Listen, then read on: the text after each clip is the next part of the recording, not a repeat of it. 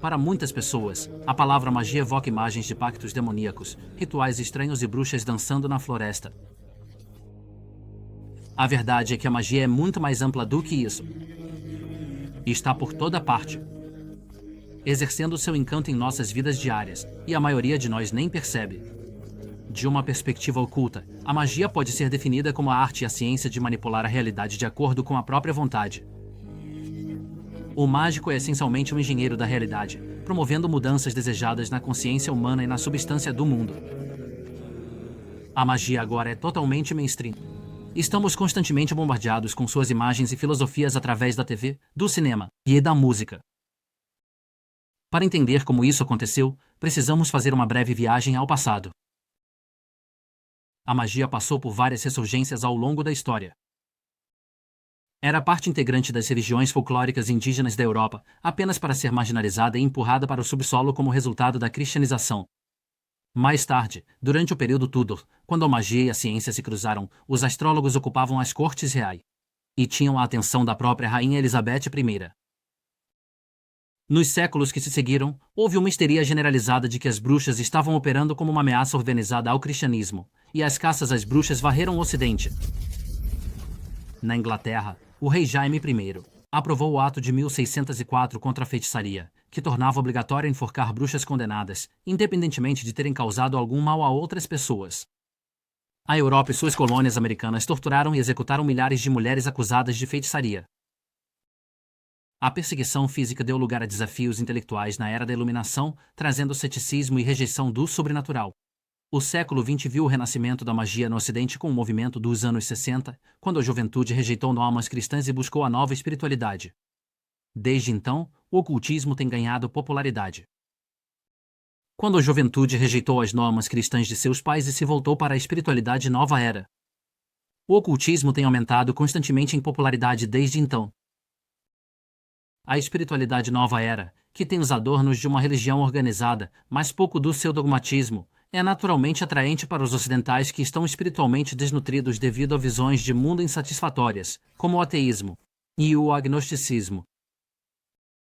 Em termos de enraizar a magia na cultura popular, Harry Potter teve, sem dúvida, o maior impacto. É a série de livros de fantasia mais bem-sucedida já publicada, apresentando uma geração inteira de crianças à magia. No gênero de ficção, a magia era tipicamente retratada como uma arte sombria. Mas no mundo de Harry Potter, existe magia boa e má. Uma vez que a magia entrou no mainstream e ganhou mais exposição, era inevitável que suas ferramentas se tornassem mais amplamente utilizadas. Os magos mais influentes hoje em dia não são bruxos ou bruxas, mas sim as indústrias de mídia e entretenimento, os publicitários e os marqueteiros políticos, que usam princípios ocultos para manipular a realidade em grande escala, fazendo milhões dançarem ao seu ritmo. Eles nos encantam, hipnotizam e cativam constantemente. Eles alimentam desejos e geram medos projetados para influenciar o comportamento do maior número possível de pessoas. Como se pode identificar o oculto e suas manobras? Alguns muçulmanos afirmam que os gestos de mão dos Illuminati, que são populares entre certas celebridades, como músicos, são um sinal de que eles estão envolvidos com magia e satanismo.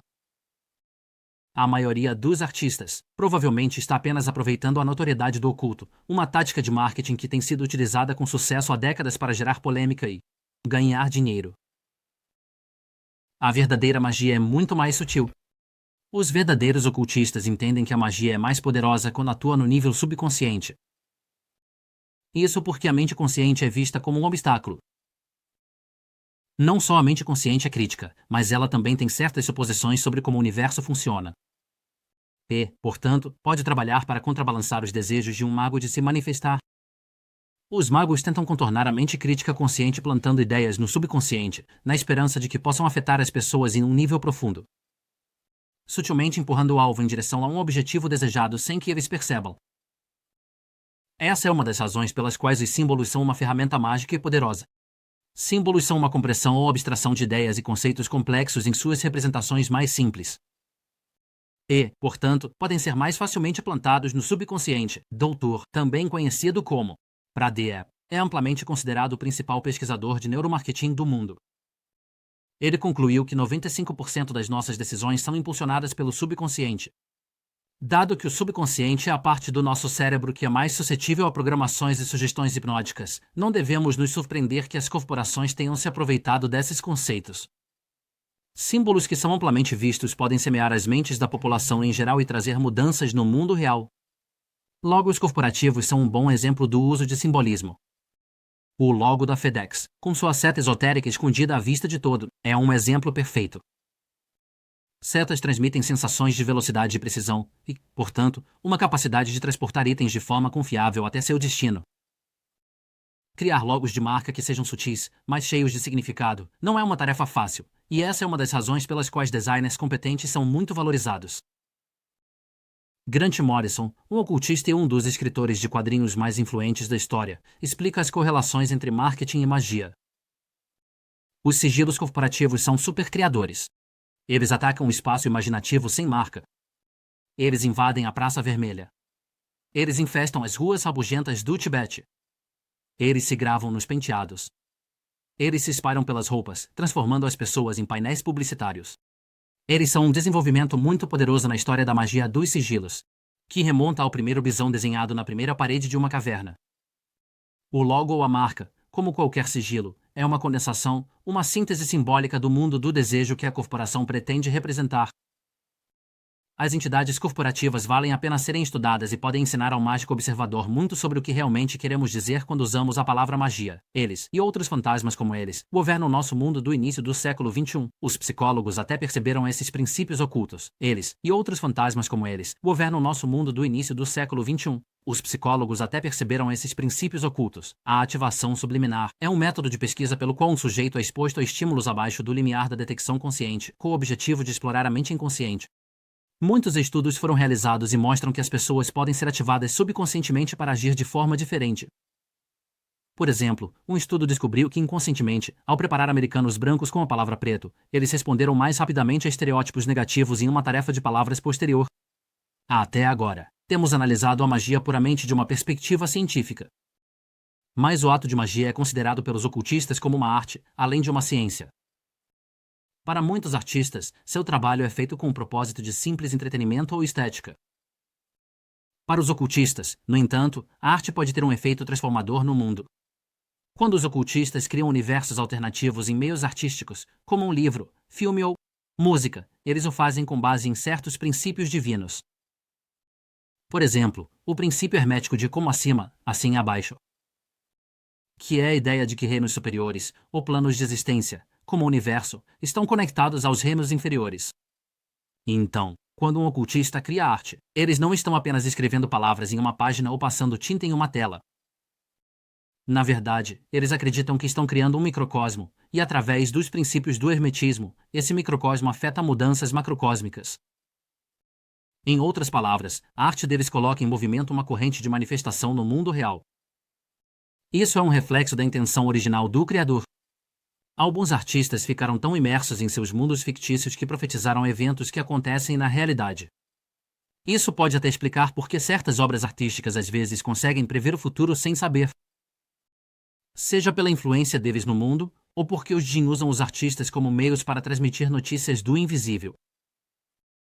Por favor, consulte meu vídeo anterior sobre divinação para mais informações sobre como isso funciona. Quando se trata de meios artísticos, a inovação mais influente é a câmera de vídeo. A capacidade deles de fixar som e imagens em movimento de forma permanente é uma bomba atômica nas mãos de um ocultista, quando combinada com princípios mágicos. Basta olhar o quanto a televisão, o cinema e a música popular moldaram nossa realidade. Há uma razão para a potência deles, porque imagens e sons são as ferramentas de criação de microcosmos mais poderosas que passam despercebidas pela lógica e pela racionalidade. E cria uma experiência emocional convincente que atinge o sistema límbico em um nível profundo e, portanto, gera maior resposta das pessoas. Esse é o poder sedutor das imagens e dos sons. Eles trabalham fora da lógica rigorosa, contornando diretamente nosso subconsciente movido por emoções. As imagens e sons mais eficazes falam a instintos primordiais como prazer, amor e medo. Os anunciantes também se aproveitaram desses conceitos. Talvez o exemplo mais famoso de manipulação emocional na publicidade seja da de Bias, a empresa que controla o cartel de diamantes do mundo. A cada ano, as minas do mundo produzem significativamente mais diamantes preciosos do que o necessário para a joalheria. Em resumo, há uma oferta abundante de diamantes. Então, por que eles custam tanto? No início, os homens que administravam a De Beers perceberam que os diamantes tinham pouco valor intrínseco, e seu preço dependia quase totalmente de sua escassez. Depois de monopolizar o mercado, eles estabeleceram a ambiciosa meta de criar uma situação em que quase todo homem que se compromete a casar sinta-se obrigado a adquirir um anel de noivado de diamante. Eles criaram uma campanha em torno do sentimento, promovendo a ideia de que os diamantes eram um presente de amor. E, portanto, quanto maior e mais bonito o diamante, maior a expressão de amor. Isso foi acompanhado por slogans emocionais como "diamantes são para sempre". Por resultado, as vendas cresceram exponencialmente, passando de uma indústria de milhões de dólares para uma indústria de bilhões de dólares, tudo isso em apenas algumas décadas. Essa campanha é considerada uma das mais bem-sucedidas da história da publicidade, tendo manifestado uma realidade onde os pedidos de casamento se tornaram sinônimos de anéis de diamante. Com o efeito poderoso e transformador que a arte tem, não devemos nos surpreender que a moralidade tenha mudado mais no último século do que em qualquer outro período da história. Durante esse período, testemunhamos o nascimento e a ascensão de Hollywood, a disseminação da televisão em cada lar e uma saturação excessiva de entretenimento. Isso, graças ao advento da tecnologia de streaming, agora está disponível sob demanda 24 horas por dia, 7 dias por semana. Até os atos mais deploráveis e imundos podem ressoar emocionalmente com o público, quando artistas habilidosos os apresentam em um pacote atraente de diálogos espirituosos, personagens empáticos e uma trilha sonora emocionante. A manipulação através de apelos emocionais é um dos truques mais antigos do Manual de Satanás. O Alcorão nos informa que Satanás usou essa tática, com sucesso, para enganar e expulsar nosso antepassado Adão do paraíso. E Deus disse: Adão, habitem você e sua esposa no paraíso, e comam de onde quiserem. Mas não se aproximem dessa árvore, para que não fiquem entre os errados. Mas Satanás sussurrou para eles, para tornar aparente o que estava oculto deles, sobre suas partes íntimas. Ele disse: seu Senhor não proibiu vocês dessa árvore, a não ser que vocês se tornem anjos ou se tornem imortais. E ele jurou, por Deus, a eles: de fato, eu sou para vocês um dos conselheiros sinceros. Então ele os fez cair através da enganação. O ato de desobedecer a Deus comendo da árvore proibida foi um mal que foi embelezado pela escolha manipulativa de palavras de Satanás. Satanás primeiro fez um juramento de sinceridade, desarmando-os, e em segundo lugar, apelou para suas emoções ao dizer que eles se tornariam anjos, ou dos imortais. Embora Adão e Eva estivessem cercados pelas melhores comidas permitidas, frutas do paraíso, ainda assim, Satanás conseguiu convencê-los a comer da pior das árvores, mexendo com seus sentimentos. Outra prática mágica que foi adotada pela cultura mainstream é a manipulação da linguagem. Na verdade, a própria palavra gramática vem de Grimório, que é um livro de feitiços. De fato, lançar um feitiço é simplesmente soletrar palavras, com o objetivo de mudar a consciência das pessoas. A associação entre magia e a palavra falada é antiga. No Egito, os atos de falar e de magia eram tratados como mais ou menos equivalentes. Na Mesopotâmia, os encantamentos tinham que ser pronunciados em um tom de voz especial. A ideia de que a linguagem afeta a maneira como vemos o mundo externo e, portanto, como nos comportamos, é familiar para os estudantes de linguística. Estudos mostraram que até mesmo as escolhas de linguagem mais simples podem criar memórias falsas e testemunhas oculares de eventos. Por exemplo, um experimento fez com que os participantes assistissem a um vídeo de um acidente de carro. Perguntas com artigos indefinidos, como "em você viu um farol quebrado?", geram respostas mais incertas do que com um artigo definido, como produziu respostas muito mais incertas do que perguntas que continham um artigo definido, como "em você viu o farol quebrado?".